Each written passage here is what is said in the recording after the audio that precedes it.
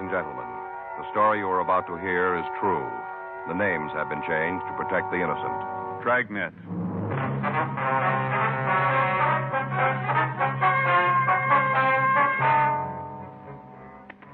You're a detective sergeant. You're assigned the burglary detail. A jewelry store has been robbed. Merchandise amounting to $5,000 has been stolen. The thief made good his escape. Your job? Find him.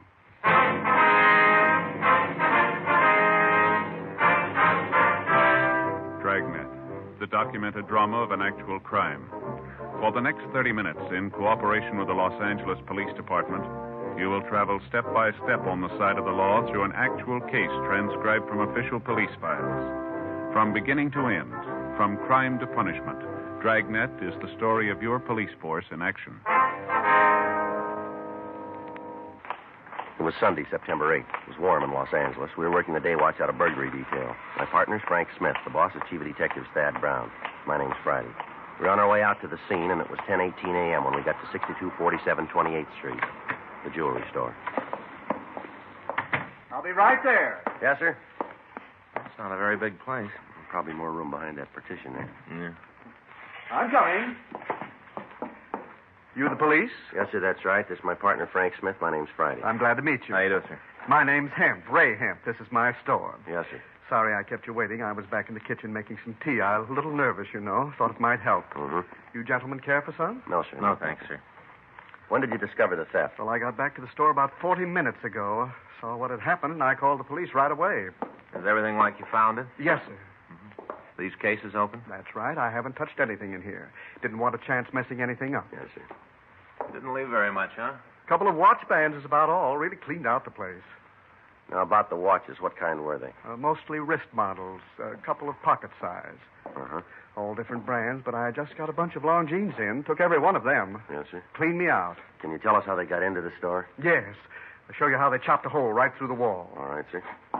Right through the wall. In the back. Came right through. You can see there. Goes right into the storeroom of the barbershop next door. Sure made a mess of the place. Plaster all over the floor. Yes, sir. Pretty much ruined the wall, too. Yeah. Wanted to make sure they'd have enough room. See, the hole must be about 3 feet across, Joe. You can see there, right into the storeroom. Yes, sir. I'd better check over there, huh? Oh, I forgot to tell you. The back door to the barbershop is open. Before you officers arrived, I checked out in the alley and I saw it wide open. I guess that's how they got in.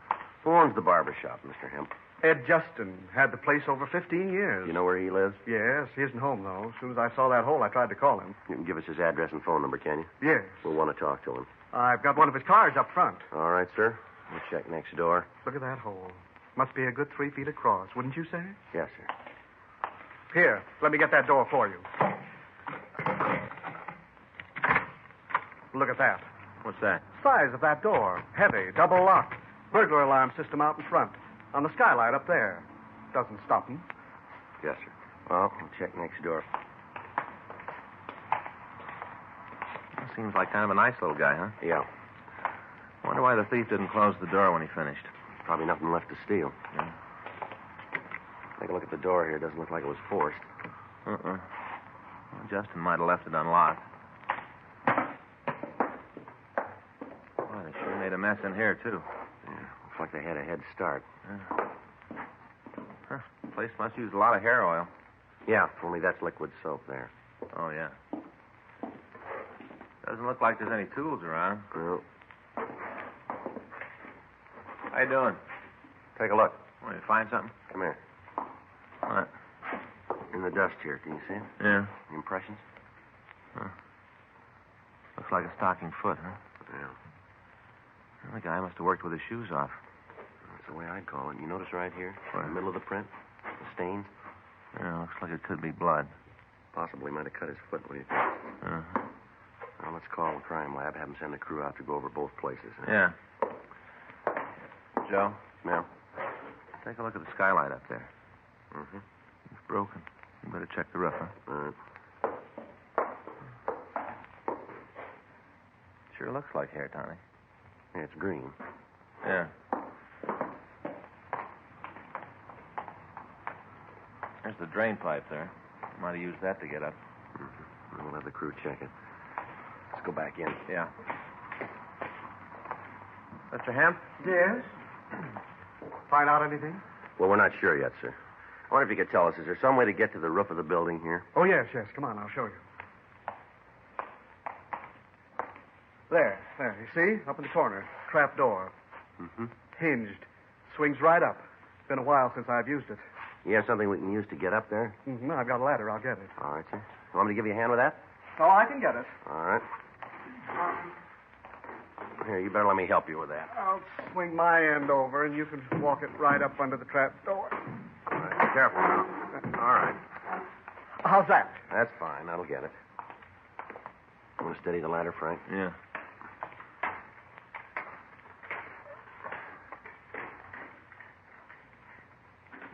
Can you get it? No, this bolt's stuck. Just a minute. It's probably rusty. I told you I didn't use it very often. Yes, sir.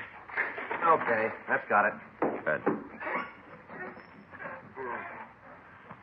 Okay, now, hang on, will you, while I boost myself up? I got it. Okay. All right. You want to come up, Frank? Yeah.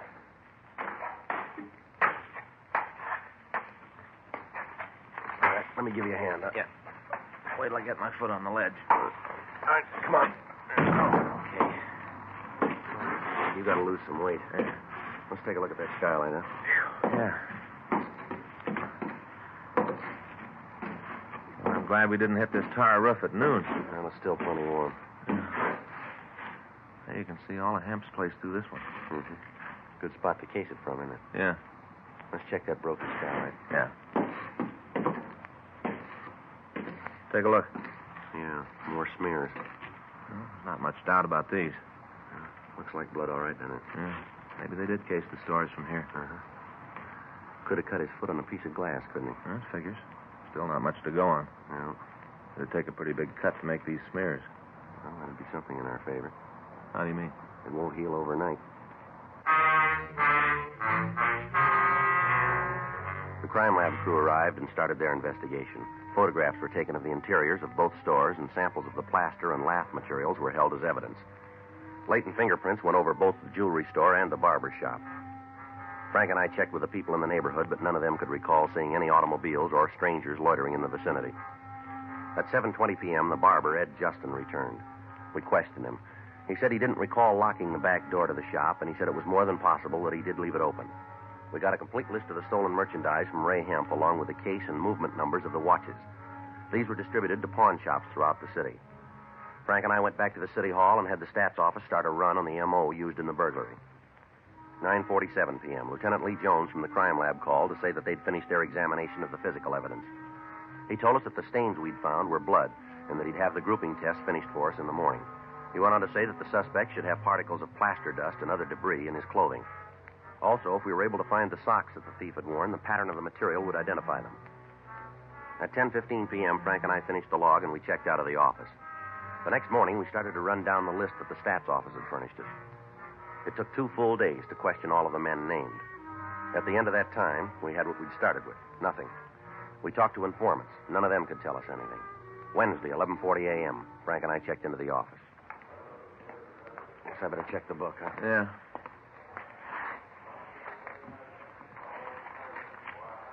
What you got? A call from Lucarelli over at Narcotics. Yeah. Says they picked up a guy this morning. Luke talked to him and figured maybe we'd want to see him. You say why? Well, he didn't spell it out. He saw our teletype on the jewelry store thing. Yeah. It's about some watches. We put in a call to Sergeant Roxy Lucarelli at Narcotics Division. 5 minutes later, the suspect was brought to our office. He was identified as Frederick Gabriel Garth. He had a record listing several arrests for burglary and narcotics. He'd served 1 term at the county jail on the narcotics charge. He was brought into the interrogation room where Frank and I questioned him. What are you giving me trouble for? I'm clean. They found nothing on me. Is that so? Sure, the marks are old. Been a long time since I had a fix. Uh-huh. Well, what do you want from me? Information? On what? You've been around a while, haven't you, Garth? Sure, I'm a native son. Then you must have a lot of friends. A couple. Any of them selling wristwatches? What do you mean? Well, you don't need a drawing for this now. Any of your friends selling watches cheap? No. You sure about that? What are you trying to build? Well, the way it came to us, you can steer us to a cheap watch. Well, you got it all wrong. I don't even own a watch. If I could buy one cheap, I'd have one. Is that right? Well, sure, I always wanted a good one. Mm-hmm. You know anybody who can lead us to a good buy? Well, what's in it for me? What do you got now? Nothing. Well, you're going to leave the same way. Well, no reason for me to give you a hand, then, is there? Then put it down that we're going to have you in here again. The way you act now will go on the books. How about it, Garth? Who's going to know? You, Smith, and me. For real? Won't do us any good to spread it around town, will it?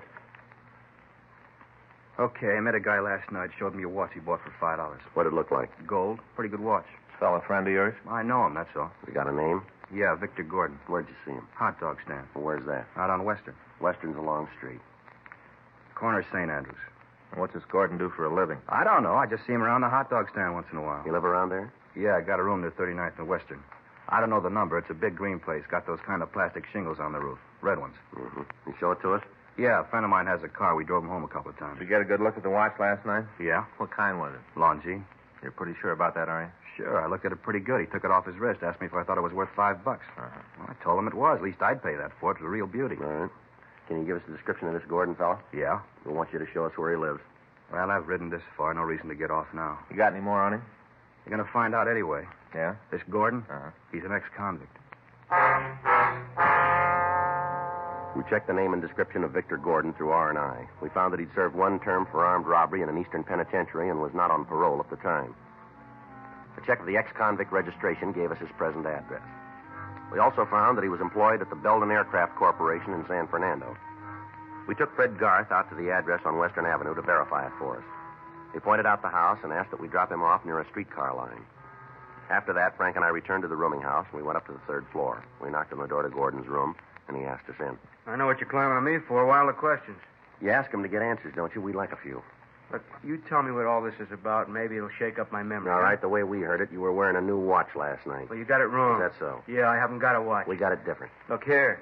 You see one? If I had a watch, I'd be wearing it, wouldn't I? You had one last night, mister. Well, you're crazy. I haven't got a watch. We heard different. Somebody lied to you. I showed you I'm not wearing one. You don't mind if we look around the place? Go ahead. You won't find anything. All right. I'll check the closet, Joe. Okay. When you're wasting your time, you're not going to find anything. Well, then you haven't got anything to worry about, have you? Go ahead and mess up my room. Tear it apart. You're not going to find anything. Why don't you just simmer down there? I just don't want to have to put all that stuff back. Joe, Yeah. What do you got? take a look. Found it in one of the shoes there. 38 Colt. Yeah. How about it? You satisfied now? This gun yours, Gordon? Never saw it before. Found it in your closet. It isn't mine. Won't hold. You want to tell us about it? All right, so you found a gun. Is something wrong? You got a short memory, haven't you? Maybe I got it wrong. I thought you guys were looking for a watch. There's a law that says an ex-con can't have a gun. You ought to know that. How about it, Gordon? All right, get your coat. Want to take me downtown? You called it. What charge? We'll let you know when we write it up. It's a bad beef. Oh, yeah, sure. Well, it is. I don't know what you're after, but I had no piece of it. You want to get the watch? It's in the medicine cabinet in the bathroom. All right, you sit still. I'll get it. I bought it. I paid $5. We'll get to that. How about it, Joe? Yeah. You got a pen there? Yeah, give it here all over. All right. You want to give me the number? I'll check it against the list. Yeah. Wait a minute.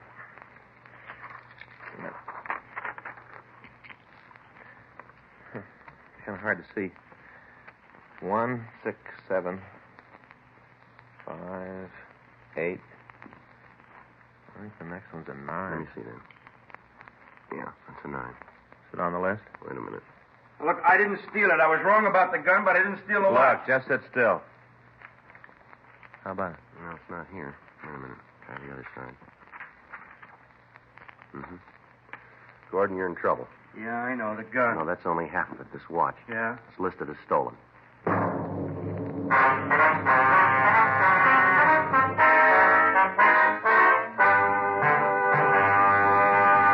You are listening to Dragnet, the authentic story of your police force in action.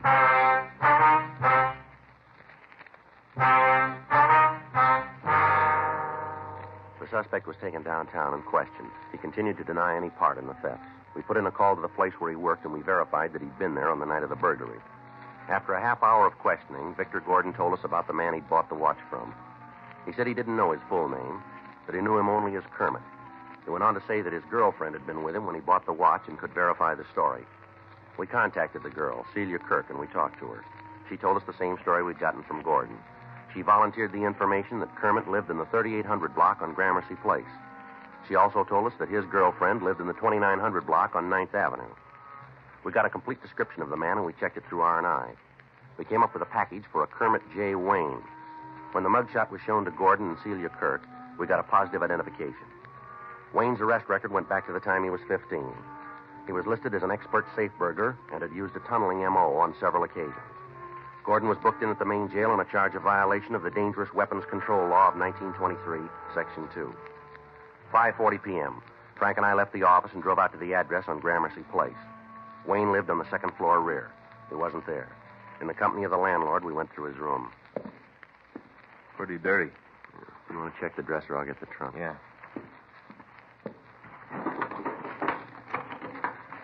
Hey, Joe, look. I guess everybody's got this calendar, huh? Yeah, it's real popular. Good. Hey, look at this. Did you turn something? Yeah? Drawer full of dirty T-shirts. You gotta put them someplace. Well, I have gloves for this job. How you doing with the trunk? There's nothing much in it.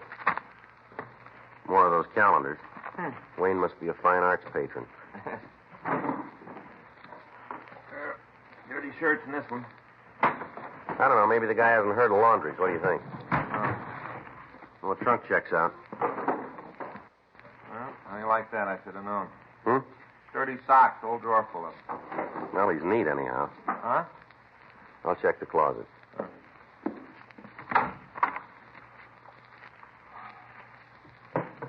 A lot of hangers, not many clothes.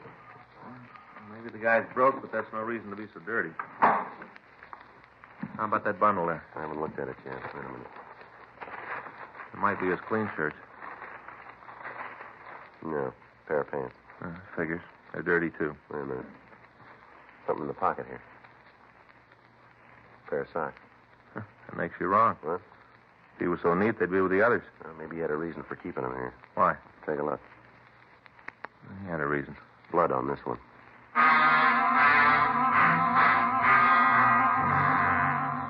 We checked out the rest of Wayne's room, but we turned up nothing to further tie him in with a burglary. We got a description of his car from the landlord, and before we left, we made arrangements for a stakeout to be set up on his room. We took the pair of pants and the blood-stained socks down to the crime lab for examination. 8:20 p.m. Frank and I drove over to 9th Street to try to find Kermit Wayne's girlfriend. We checked the 2900 block, and we found a car that matched the description of the one owned by the suspect. We checked the white slip and found the car was registered to Wayne. Frank pulled two of the leads to the spark plugs, and we went back to our car to wait for Wayne to show up. The night dragged on. 4:29 a.m. It's been almost 8 hours, huh? Yeah. Wish something had happened, don't you? Put in with you. Joe? Hmm? You ever notice around the city all the clocks that are stopped? No, I can't say that I have. You know, on business places, storefronts, walls, all over. Well, what brought that on? Oh, I was just thinking a little while ago. You know, some smart fella did a lot of work fixing them. All the clocks that don't run. Mm-hmm. They're only right 2 times a day. What? Clocks that are broke. Twice a day they're right. How'd you like to be right only twice a day? Well, some fellas would be all right. Like who? Guys that bet on the horses. Oh, yeah, probably would. Never thought of that. Wouldn't be so good if you worked in a chicken hatchery, though. Where? Chicken hatchery. What do you mean? Well, those guys up there, they look at baby chicks. They're a day or so old, and they tell what they're going to be. You know, men or women. What? Well, they're going to be roosters or hens. Oh, yeah. Pretty good money in it. Well, that's a new one on me. Yeah, but you got to be right. None of this twice-a-day stuff. You know, say a guy bought 100 little baby chicks expecting to get, 98 hens and 2 roosters. Mm-hmm. And he finds out he got just the opposite, 98 roosters and 2 hens. How do you think he'd feel? Disappointed? You bet he would. That guy'd be looking for a new job, too. Yeah, well, maybe he could fix those clocks, huh? Well, sure be a lot of money in it for Hold it. somebody, huh? Across the street. Yeah. I see him. Talking to somebody inside there. I can't see him too good. Not the right height, though. Yeah. It's coming this way now. Notice the walk? Checks out all the way. Yeah. It's him. All right, wait till he gets in the car. All right, let's go. Right. Hey, fella. You Kermit Wayne? Hey, what is this? Police officers. Are you Kermit Wayne? Yeah, what? Get out of the car. Come on. Keep those hands where we can see them. Why you want to talk to me? Come on, get out. Just put it down the way you walk, huh? This don't make sense. It does to us. What do you mean? You're limp.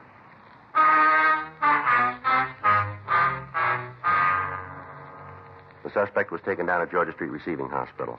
An examination showed that he had a bad cut on his right foot. We contacted the office, and another team of men were sent out to the apartment of Wayne's girlfriend to go over the place. Frank and I took the suspect back to the office. 8:25 a.m. Don't guess we can expect much from Wayne's girlfriend if she's anything like him. No, he's a clam, that's for sure. We're going to need something strong to open him up. Friday? Yeah, Mac. How'd you do out there? Think maybe we got something for you. Yeah. Where is the guy? The next office. Here. You taking a trip, Mac? Suitcases for you.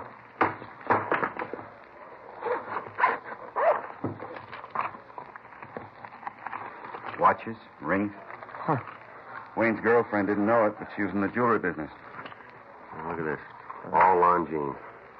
How about serial numbers? Haven't checked them yet. As soon as we found this, we came right over. All right. We'll run them. Do you have any trouble? No, really. She was pretty cooperative. Didn't see what was going on. Mm-hmm. We told her Wayne was in custody, gave her a big story. Tells easier than it was. How'd you locate the stuff? When we told her about Wayne, she remembered the suitcase he wanted her to keep for him. Mm-hmm. He told her it was some war souvenirs. Didn't like to leave them in his room. Mm-hmm. Real surprised when she saw the contents. Then she got mad. Said he'd always promised to buy her a good watch. Never had. Well, she can start looking for a new Santa Claus, huh? Yeah. Wayne won't be shopping for some time.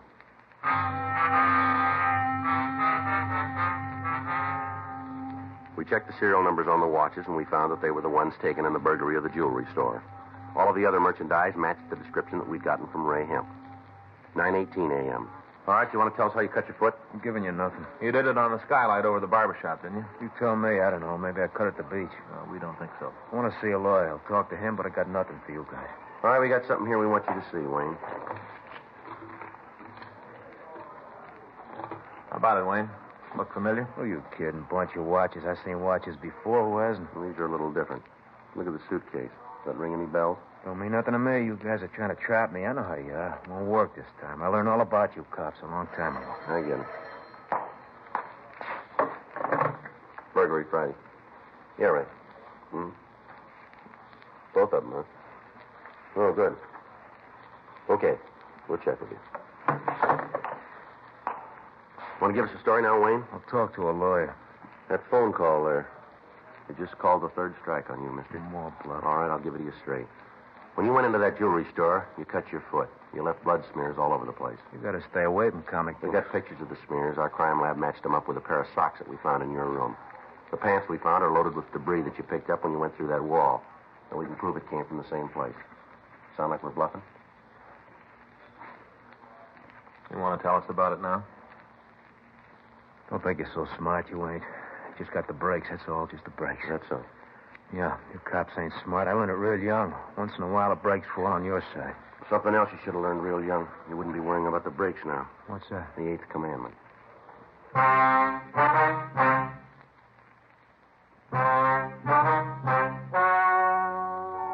The story you've just heard is true. The names were changed to protect the innocent.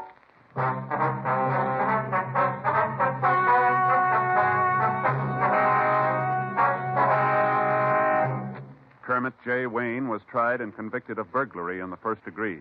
Victor Cavell Gordon was found guilty of violation of the Dangerous Weapons Control Act and received sentence as prescribed by law. Burglary in the first degree is punishable by imprisonment in the state penitentiary for a period of not less than 5 years.